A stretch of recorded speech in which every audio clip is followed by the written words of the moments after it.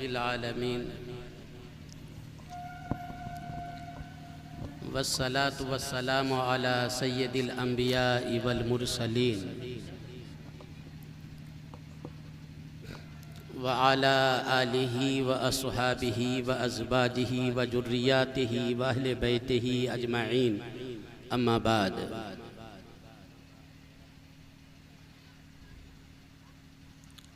औज़ु बिल्लाहि मिनश शैतानिर रजीम बिस्मिल्लाहिर रहमानिर रहीम वल अस्र इन्नल इंसाना लफ़ी खुस्र इल्लल्लज़ीना आमनू व अमिलुस्सॉलिहाति वतवासौ बिल हक़्क़ि वतवासौ बिस्सब्र। वअन सुफ़ियान बिन अब्दिल्लाह सक़फ़ी रज़ियल्लाहु ताला अन्हु क़ाल क़ुल्तु या रसूल अल्लाह क़ुल ली फ़िल इस्लामि क़ौलन ला असअलु अन्हु अहदन बादक। फ़क़ाल रसूलुल्लाह सल्लल्लाहु अलैहि वसल्लम क़ुल आमन्तु बिल्लाह सुम्मा इस्तक़िम। रवाहु मुस्लिम। सदक़ल्लाहु व सदक़ रसूलुहुन नबियुल करीम व नहनु अला ज़ालिका मिनश शाहिदीन व शाकिरीन वल्हम्दुलिल्लाहि रब्बिल आलमीन। आज के इस प्रोग्राम की रूह रवां हज़रत मुफ्ती निहाल साहब जलसा में तशरीफ़ फरमा इस ज़िले की अजीम शख्सियत हज़रत मुफ्ती खालिद हुसैन साहब नीमवी, हज़रत मौलाना साबिर निज़ामी साहब,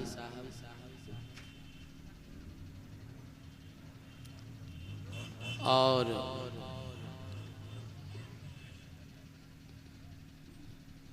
ख़ास तौर पर स्टेज पर बहुत से हमारे मुखलिसीन रफ़ीक़ीन हजरात मौजूद हैं। ये प्रोग्राम एक अजीम निस्बत पर है। मैं चाहता हूँ कि आपके दरमियान कुछ कार आमद बातें रखूँ।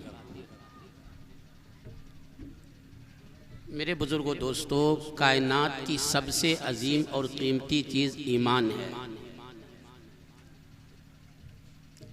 इसकी कीमत का अंदाज़ा लगाइए कि चांद सूरज का बका ईमान की बुनियाद पर है।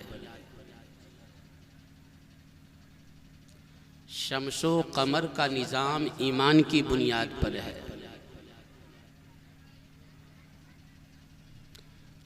अल्लाह ताला दुनिया के निज़ाम को बाकी रखे हुआ है ईमान की बुनियाद पर। कायनात की सबसे अजीम दौलत ईमान है। दुनिया का दस्तूर यह है, जो चीज़ जितनी कीमती होती हैं, लुटेरे उसी ताकत के साथ, उसी कुव्वत के साथ उस चीज़ को लूटने की कोशिश करते हैं। आप सुनते होंगे कि जब कोई चोर किसी के घर में आता है बहुत से इंतजामात के साथ आता है। अहबाब है, असबाब है, ताकत है, हथियार है, सारी चीज़ों के साथ सामने आता है। तो जो चीज़ जितनी कीमती होती है, लुटेरे उसी एतबार से, उसी के मेयार से लुटेरे सामने आते हैं। इस दुनिया में सबसे कीमती चीज़ ईमान है। इस ईमान का लुटेरा भी बड़ी ताकतवर है। इस ईमान को लूटने के लिए दुनिया की पूरी कुव्वत एक प्लेटफार्म पर है। आप हजरात अहले इल्म से मालूम कीजिए यहूद व नसारा में अक़ीदे के एतबार से इतना इख्तलाफ है कि इज्तिमाइयत की कोई उम्मीद की नहीं जा सकती है। लेकिन मोमिनों से जब ईमान के लूटने की बारी आती है तो सारे लोग एक प्लेटफार्म पर नज़र आते हैं। अक़ीदे के एतबार से यहूद व नसारा में ज़मीन व आसमान का फ़र्क है। हमारे अहले वतन और यहूद व नसारा में ज़मीन व आसमान का फ़र्क है। लेकिन ईमान लूटने की जब बात सामने आती है तो दुनिया की सारी ताकतें एक जगह जमा हो जाती हैं, सारी कुव्वत एक साथ है, सारा निज़ाम एक साथ है। दुनिया के लोग लुटेरों से चीज़ों की हिफाजत के लिए उसकी कीमत के एतबार से हिफाजत करते हैं।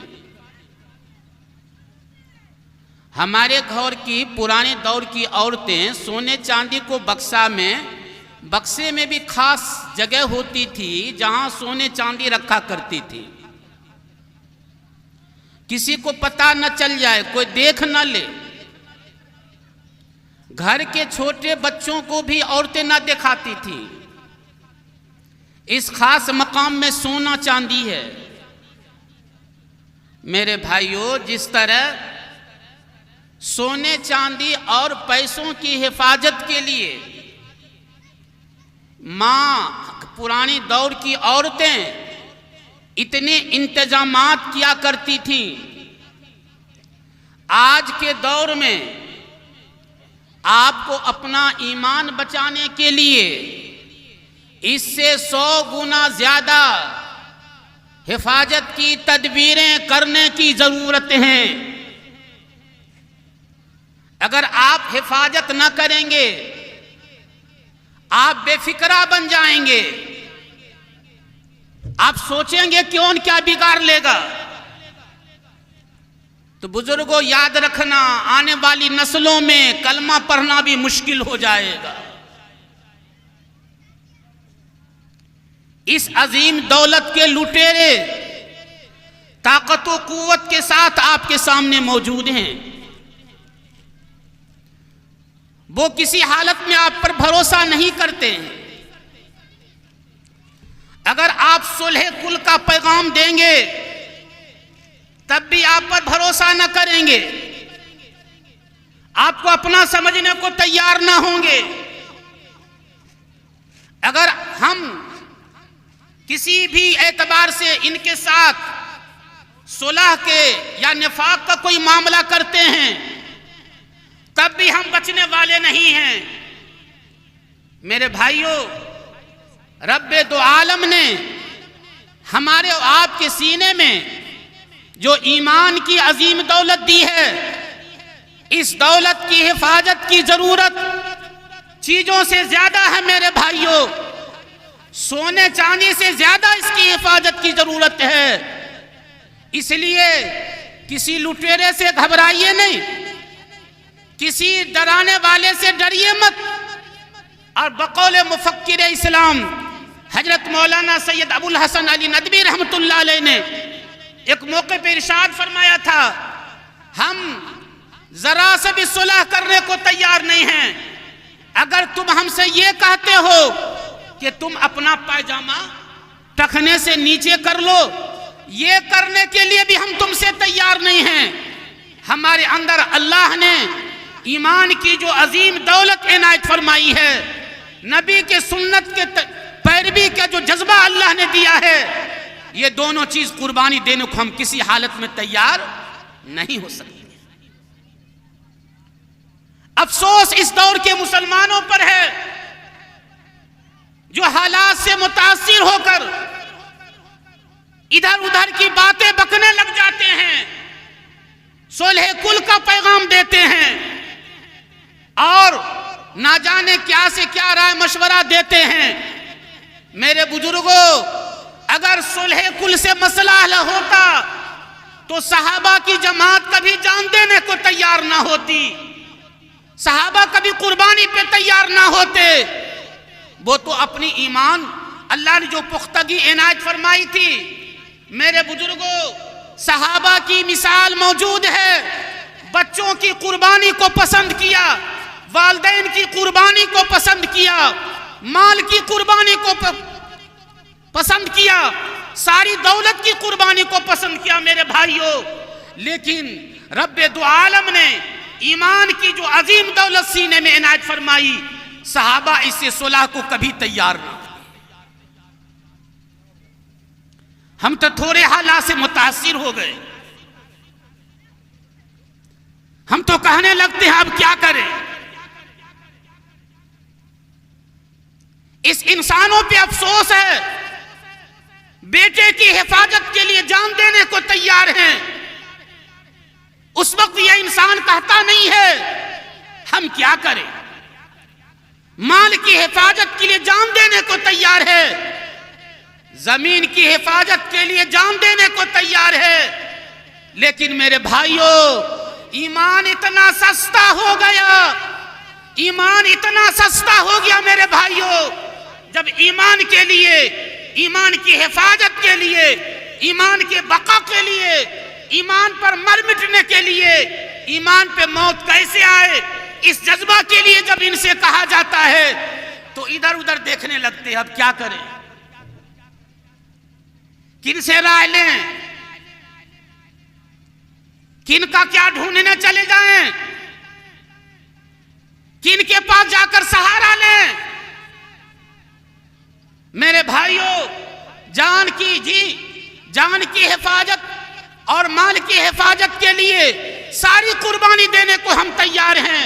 मेरे भाइयों, माल के मुकाबले में ईमान का जो मकाम है, माल उसका 100वां हिस्सा भी नहीं हो सकता है। ईमान का जो मकाम है, औलाद का मकाम 100वां हिस्सा भी नहीं हो सकता है। माल औलाद की हिफाजत के लिए जान कुर्बान करने को तैयार हो जाते हैं, और ईमान का मामला आता है राय मशवरा लेने लगते हैं क्या करें,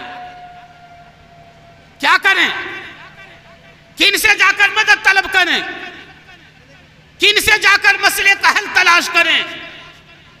मेरे बुजुर्गों, दोस्तों, इसीलिए हालात से मत घबराइए, हालात से ज़हनी परेशानी में कोई उलझन मत लीजिए, हालात में अपने आप को मत इतना उलझाइए, हालात में अपने दिल को कहिए जिस तरह बिलाल ने ईमान के लिए कुर्बानी दी है, जिस तरह हजरत खुबैब ने ईमान के लिए कुर्बानी दी है, जिस तरह सहाबा की बड़ी जमात अपने ईमान की निस्बत की बुनियाद पर सारी चीज की कुर्बानी दे दी, लेकिन ईमान का सौदा करने को तैयार ना हुए।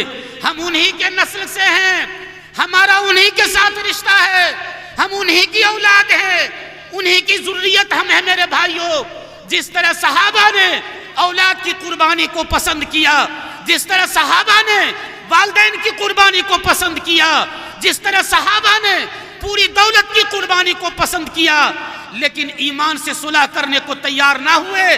आज उसी जज्बे ईमानी की जरूरत है, आज उसी जज्बे के साथ कुर्बानी की जरूरत है। मेरे भाइयों, हम भी कहने को आज तैयार हों कि इंशाअल्लाहुल अजीज ईमान वो अजीम दौलत है जिससे हम किसी हालत में दूसरों से सुलह करने को तैयार नहीं हो सकते। मैंने अपने खुतबे में जिस हदीस का सहारा लिया है, हजरत सुफियान बिन अब्दुल्लाह सकफी रजी अल्लाह ताला अन्हु, वो कहते हैं मैंने अल्लाह के रसूल से सवाल किया, या रसूल अल्लाह, मुझे कोई मुख्तसर बात बता दीजिए, आपके बाद किसी से पूछने की नौबत ना आए। तो अल्लाह के नबी ने उस मौके पे इरशाद फरमाया, कुल आमनतु बिल्लाह सुम्मा इस्तकीम। मुख्तसर नसीहत मुझसे सुनना चाहते हो तो मेरी तरफ से मुख्तसर नसीहत यह है, ईमान लाने के बाद, कलमा पढ़ लेने के बाद, ईमान पर जम जाने के बाद, ईमान को दिल में बैठा लेने के बाद, इस ईमानी चीज पर जम जाओ, मौत तक ईमान पर जमे रहो। बस यही मुख्तसर मेरी तरफ से नसीहत। अंदाजा लगाइए, मेरे भाइयों, इसलिए हालात से घबराइए नहीं। कुरान की जिस सूरत का मैंने सहारा लिया, रब्बे दो आलम ने कसमी अंदाज में फरमाया, जमाने की कसम, सारा इंसान खसारे में है, सारा इंसान नुकसान में है। अगर कोई आदमी नुकसान से बचना चाहे तो अल्लाह ताला ने उस नुकसान से बचने के लिए 4 बातें बताई हैं, 4 चीजों का मजमुआ बयान फरमाया है। पहली चीज ईमान, यह बुनियादी चीज है, इसके बगैर बचने की कोई शक्ल नहीं हो सकती। दूसरी चीज आमाल, वामिलुस सालिहात, नेक अमल करता हो, नेक अमल बजा लाता हो।